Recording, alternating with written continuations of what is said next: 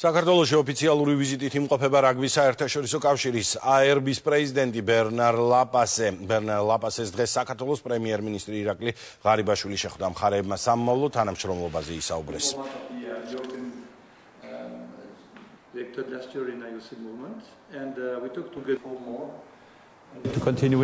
საქართველოს რაგბის კავშირი ყველაფერს აკეთებს შემდგომი განვითარებისთვის.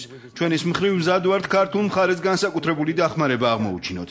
ARB-ში ყველავ თანხმდებით, რომ საქართველო ევროპაში ნომერ მე-7 სარაგბო ქვეყანაა. 2015 წლის მსოფლიო თასის დასრულებისთანავე 6 ერის ფორმატის შეცვლაზე ვიმსჯელებთ. რაც შეეხება საკლუბო რაგბს, ამ მხრივ ჩვენ მზად ვართ ქართულ კლუბებს სხვადასხვა ტურნირებში მონაწილეობის საშუალება მივცეთ. უდავოა რომ ჩვენ და რუმინელები ალბათ ძალიან წიწავედით და მიუახლოვდით სოფლიო ელიტას. საუბრები არის იმაზე, რომ ახალი სტრატეგია დაალაგდეს, რომ გაფართოვდეს ეს ელიტა, ასე ვთქვათ, ბევრად მეტი საშუალება ჰქონდეს ჩვენაირ გუნდებს ვითამაშოთ სოფლიო ლიდერებთან. ძალიან საინტერესო შეხვედრები ჰქონდა ბატონ პრემიერ-მინისტრთან, სადაც ჩვენ აღვნიშნეთ, რომ მხარდაჭერა ჩვენი მხრიდან მთავრობისგან ძალიან დიდია და გუშინ ჩვენ ამით დავადასტურეთ, რომ გაუზარდეთ თითქმის 3-ჯერ დაფინანსება რაგბის და იმ პროექტებისას, რომელიც შემოგთავაზა რაგბის ჩვენ საქართველოს რაგბის კავშირმა.